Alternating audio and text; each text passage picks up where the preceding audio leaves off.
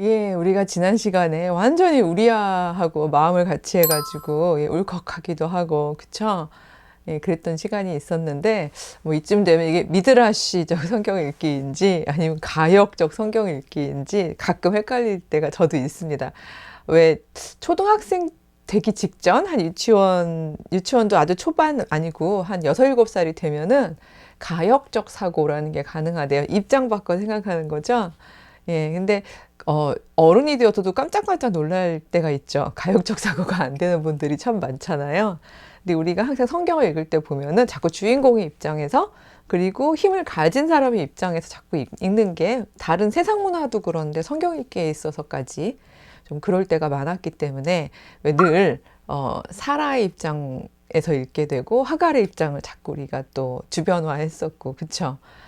또 이삭의 입장을 생각하고 이스마엘을 주변화하고 이랬었던 것들을 조금씩 그 우리가 이제 주변인의 시선도 봐가면서 읽고 있는데, 아마 다윗과 우리아의 이 사건을 다윗 시선이 아니라 우리아의 시선에서 묵상하는 것은 그 흔치 않았던 것 같습니다. 그래서 뭐 댓글들 같은 걸로도 얘기해 주시고 너무 감사하고요. 모르겠습니다. 자꾸 저는 이렇게 주변인으로 시선이 가네요. 예, 저는 글쎄 제 배치가 그랬었나 뭐 생각을 해보기도 합니다만 안 그랬던 적이 더 많았던 것 같은데도 하나님이 주신 마음이라고 생각하고 감사하며 예, 살고 있는데, 근데 참 이상해요. 지난 시간에도 말씀드렸지만 우리아의 삶을 살래 다윗의 삶을 살래 하면은 선뜻 우리아 할게요 정답인 거 알면서도 우리아 할게요라고 이야기하기가 참 어려웠었는데, 근데 만약에 너의 자식이 다윗의 삶을 살게 할래? 우리아의 삶을 살게 할래? 라고 물어보면 이건 또 좀 다른 문제인 것 같아요. 그쵸? 예, 옳게 갔으면 좋겠긴 하지만 우리 아들이 그렇게 비참하게 비극적인 엔딩을 해야 한다는 거는 예, 그건 제가 막 못 견딜 것 같은 거죠. 그러니까 이 묵상을 저는 굉장히 옛날부터 우리아를 좋아해서 그랬는지요. 이 묵상을 할 때마다 꼭 바로 뒤에 나오는 그게 사무엘 하 12장이거든요. 바로 뒤에 나오는 나단이라는 예언자가 있는데, 이 나단이 훨씬 더 부각되어 보이고 이 나단이라는 이름을 기억하게 된 계기가 바로 우리아는 같은 그 하나님의 경주를 잡고 나아가는 같은 상황에서 우리아는 자기가 죽기까지 살려내는, 이스라엘을 살려내는 선택을 했는데, 이 나단이 그야말로요 살아내고 살려내는 이라는 두 가지 어려운 태스크를 함께 했던, 가능하게 했던 그 상황에서 그랬던 존재였거든요. 그래서 제가 나단이란 이름이 굉장히 이렇게 인상적으로 더 다가왔던 것 같습니다.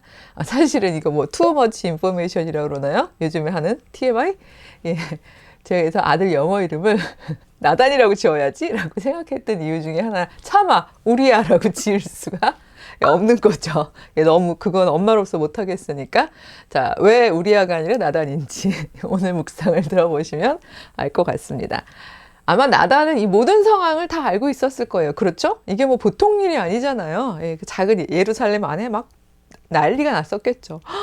그랬대, 우리아가 죽었대, 뭐 아내가 결혼을 했대, 막 그래서 왕후가 되었대, 뭐 이런 이야기들이 소문에 소문을 타고 되어지는 동안 솔직히 나단 정도의 사람, 물론 예언자이기 때문에 볼 수 있는 통찰력도 있었지만 왕궁에 드나들 수 있는 예언자였거든요, 선지자. 그러니까 나단 정도의 사람이면 대충 돌아가는 정황을 보고 무슨 일이 벌어지고 있었는지도 알 수 있는 존재예요. 더구나 하나님께서 이제 계시를 주신 것도 12장에 보면 나오고요. 그러니까 이런 상황에서 우리야 죽은 것까지 알고 있는 거잖아요. 근데 만약에 하나님의 말씀을 따라서 자기가 예언자라는 말은 언제도 한번 말씀을 드렸는지 모르겠지만 한자로 얘기할 때요, 우리 예금 통장 할 때처럼 그 예자라고 말씀을 드렸죠. 맡은 거예요. 뭐를요? 말씀을. 하나님의 말씀을 맡으면 이게 전하기 싫어도 가서 전해야 되거든요. 그러니까 나단은 지금 분명히 말씀을 맡았어요. 다윗한테 가서 이 말을 전해라라고 이제 얘기하셨는데, 일단 말씀의 내용을 제가 먼저 말씀을 드려보겠습니다. 왜냐면 이게 되게 나단한테는 힘들었을 거거든요. 이걸 전하라고 이러면서 12장 첫 절부터 나오지 않아요. 보통 예언자들 보면 가서 하나님께서 말씀하실 때 하고 두 갈씩으로 하거든요. 근데 나단이 받은 말씀은 이거입니다. 7절에 보면 나단이 다윗에게 이르되 하고 돼 있는데 앞에 정황을 아직 말씀을 안 드렸으니까 내용만 우선 보겠습니다. 하나님 여호와께서 이르시기를 내가 너를 이스라엘 왕으로 기름 붓기 위해 가지고 사울의 손에서 구했지. 사울 집을 아예 너에게 줬지. 여기 이스라엘을 다 너에게 맡겼는데 도대체 이게 부족하였으면 내가 더 주었을 거다. 제가 좀 구어체로 풀어가면서 얘기하겠습니다. 내용이 좀 길어서.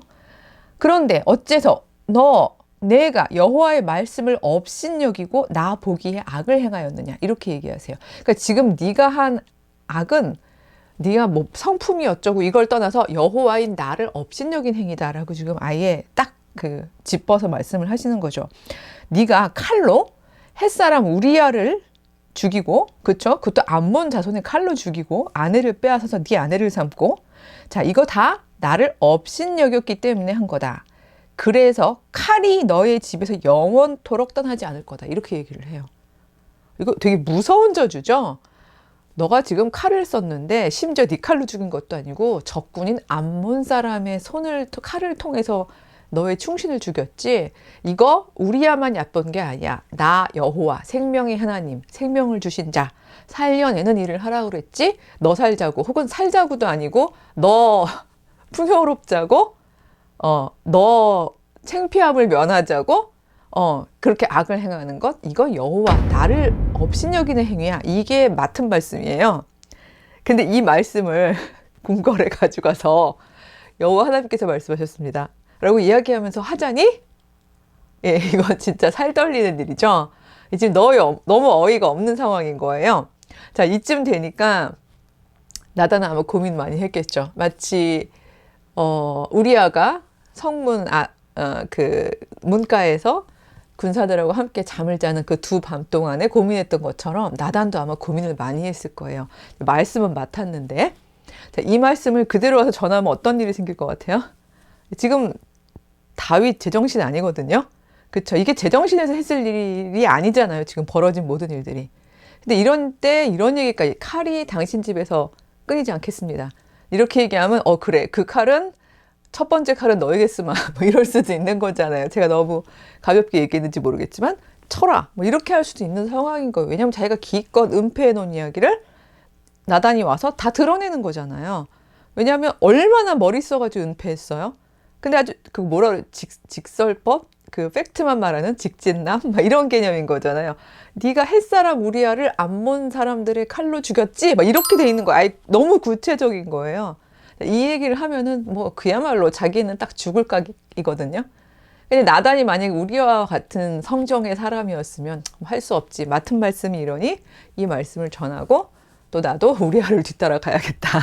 이렇게 생각하고 가서 전할 수도 있었을 텐데, 나단이요, 말의 순서를 바꿨어요. 저는 이게 굉장히 지혜로웠다고 생각하는데, 이 말씀을 전하지 않은 건 아니거든요. 토씨 하나 안 빼놓고 그대로 다 전했는데요. 그 뒤에도 더 무시무시한 얘기가 나오는데, 다 전했는데 다만 이걸 앞에 두 갈씩으로 안 가져가고요. 어떻게 했냐면, 이거 약간 제가 연기는 잘 되는지 모르겠지만 약간 연기식으로 해보겠습니다. 왜냐하면 이 왕정시대가 사사시대 다음으로 바로 이어지는 거잖아요. 그리고 사울하고 다윗은 거의 비교적 초기의 왕들이기 때문에 아직 사사와 왕의 차이를 그렇게 크게 다르게 생각하지 않을 당시였어요. 즉 사사는 판단해주는 일을 하잖아요. 공동체에서 그건 옳다, 이건 틀리다, 이런 판단을 해주잖아요. 그러니까 왕들이 판단을 하던 당시였거든요. 요 정황을 활용합니다, 나단은.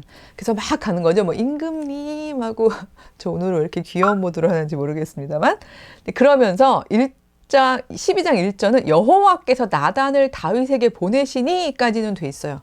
그러니까 이거 맡은 말씀하고 1절만 보면 무거울 것 같은데 다윗은 여기서 일종의 작전을 사용합니다. 일단 누가 그랬는지 주어를 뺐어요. 그러고서 얘기하는 부분이 이제 2절부터 쭉 스토리가 나오는데, 이것도 성경 구절은 아래 들어가더라도 지금 구어로 말을 하자면요, 어떤 부자 얘긴데요, 이거 좀 판단해 주세요 하면서 이거 왕이 판단해 주셔야 돼요 라고 얘기하는 거죠. 그랬더니 이제 다윗이 가뜩이나 자기 이제 결점은 가렸겠다. 좀 의로운 왕인 척 하고 있는 중인데. 네, 근데 이렇게 얘기를 하는 거죠. 어떤 부한 사람, 부자가 있었는데요. 양도 많고요. 소도 많고요. 정말 뭐 집이 예, 플렉스 막 이런 상황이고요. 그 사람에게 이웃이 있는데 가난한 사람이에요. 정말 아무것도 없고요. 자기가 사가지고 직접 기르고 있는요. 작은 암양 새끼가 하나 있어요. 이거 뭐 정말 이런 거 가져와도 되나요? 작진 않지만 통통한 양이 하나 있어요. 그래서 이 양을 얼마나 사랑했냐 하면요. 그 3절에 보면요. 자식과 함께 자라며 그가 먹는 것을 먹으며 그의 잔으로 마시며 그의 품에 누움으로 그에게는 딸처럼 되었거늘 이렇게 되어 있어요. 예, 그러니까 같이 잤다는 거죠. 양하고 자고 자기 컵먹고 이건 위생적인지 모르겠지만 이렇게 정말 사랑했던 양이에요. 한 마리밖에 없어요. 근데 가난한 사람이라서 힘이 없는 거죠. 근데 하루는 어떤 해인이 부자한테 왔다는 거죠. 그래서 이렇게 왜 여기 환대의 풍습이 있었다 그랬죠? 그러니까 이제 접대를 해야 되는 거예요. 근데 자기 양을 잡으려니 아까운 거죠, 이 부자가. 그래서 아마 그 마을에서 힘께나 쓰던 사람이고 행세하던 사람이었나 보죠. 그러니까 너 저기 그 가난한 집에 걔 있지? 그 양 좀 잡아. 이렇게 된 거예요, 강제로. 그래가지고서요. 그 가난한 사람의 양 새끼를 빼앗아다가 자기에게 온 사람을 위하여 잡았나이다. 이렇게 마치 이르는 것처럼 이르는 거죠. 다윗 완전 노발대발했겠죠, 당연히. 예, 이제 좀 제가 어쩌다 보니 하얀 양을 가져올 걸. 제가 양이 많은데. 그래가지고 5절에 보면요, 다윗이 그 사람으로 말미암아 노하여 나단에게 이르되 여호와의 살아 계심을 두고 맹세하노니 이 일을 행한 그 사람은 마땅히 죽을 자라. 여러분, 이거 혹시 기억나시는지 모르겠어요. 여호와의 살아 계심을 두고 맹세할 때는 뒤에 뭐가 나와야 된다고 말씀을 드렸었죠? 제가 사울하고 그 아들 요나단 얘기할 때요. 아마 이렇게 복습하고 뭐 하면 너무 또 길어지기 때문에 안 하겠습니다만, 사울이 자기 욕심에 그 도망가는 적들을 이기려고 하다가 그게 안 됐는데, 그게 마치 불신앙의 사람 때문에 그런 것처럼 얘기하면서 요나단이 꿀 찍어 먹어서 그랬다. 그리고 막 여호와의 살아계심을 맹세 이런 얘기 했었잖아요. 근데 여호와의 살아계심을 두고 맹세하노니 라는 말을 쓸 때는 뒤에 죽이는 결정이 아니라 살리는 결정을 해야 된다고 말씀을 드렸던 기억이 있는데, 이때 다윗은 일종의 쇼업을 합니다. 그쵸? 너무 이렇게 약간 비슷한 느낌 들지 않으세요? 내가 여호와의 살아계심을 두고 맹세하는데 그 부자 반드시 죽이리라. 이렇게 얘기하는 거예요. 일단 데려와 봐라. 걔가 왜 그렇게 나쁜 일을 여호와 보시기에 악을 행하는지 드러나 보자가 아니라 반드시 죽으리라. 이렇게 얘기를 하는 거죠. 그때 바로 나단이 그 타이밍을 딱 잡는 겁니다. 뭐라고 얘기하냐면요. 제가 당신이 그 사람이라 7절이거든요. 당신이 그 사람이다.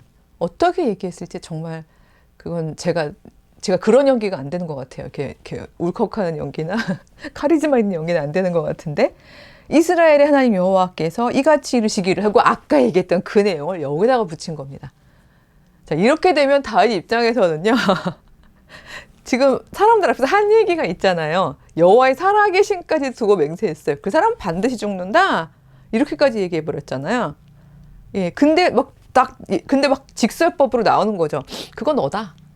이러면서 뭐 비유도 아니고 아예 햇사람 우리아의 아내 막 이런 식으로 얘기를 하고 맨 마지막에 엔딩은 너희 집안에 칼이 안 끊어질 거다. 뒤에 보면 막 더 심한 말이 있어서 제가 차마 다 단어당 읽진 않겠습니다만, 너는 몰래 은밀히 행했지 네 자손들은 백주 대낮에 이런 말도 안 되는 일들을 행하게 될 거고 사람들이 다 볼 것이다. 이런 식으로까지 이야기가 되어집니다. 그러니까 이거 정말 그냥 맨정신에 들을 수 없는 이야기들인데, 오늘의 포커스는 다윗의 잘못 부분이 아니라 나단의 뭐라 그래야 되지? 전략에 해당한다고 할까요? 그러니까 나단은 이 말씀을 한 자도 안 빼고 전하면서도 전 여기가 15절이네요. 15절이 제일 은혜스러웠는데 이게 은혜스럽다고 생각하는 저를 더 특이해 하실지 모르겠어요. 나단이 자기 집으로 돌아가니라. 안 죽었어요. 왜냐하면 예언의 엔딩은 뭔가 하면요. 지금 그 애 있지? 너하고 밧세바하고 음행에서 낳은 그 아이. 그 아이는 반드시 죽으리라. 그러니까 그 이야기의 맨 마지막이거든요. 자, 거기까지 얘기하고도 살아서 자기 집에 돌아갔다는 얘기예요. 예. 전 이게 별로 은혜가 안 되신다면 역시 계속 제가 며칠째 얘기하지만 예, 조금 이 권력 구조를 덜 아시는 걸로 어떻게 걸어서 자기 집으로 갈 수 있어요? 너희 걔 있지? 걔 죽어까지 얘기를 한 건데.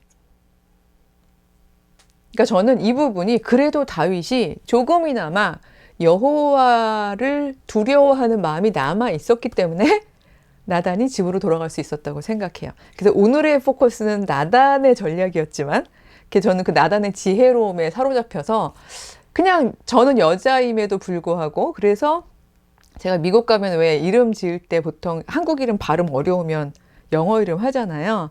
근데 저는 그렇다고 저를 나단이라고 할 수는 없잖아요. 네이튼 영어로는 그렇게 하는데 근데 저는 다행히 소영이 발음하기가 나쁘지 않았어요. 그래서 그냥 썼는데 마음에 뒀다가 아들 이름으로 사용을 했는데 오늘은 이렇게 나단이 살아내고 살려내는 일을 잘 했다는 이야기에다가만 포커스를 맞추고요. 다음 시간에는 같은 장 뒷부분인데요.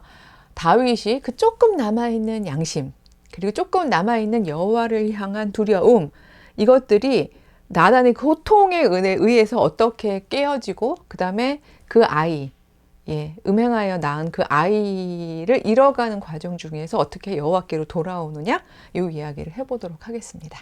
그럼 오늘은 여기서 마칠게요. 안녕.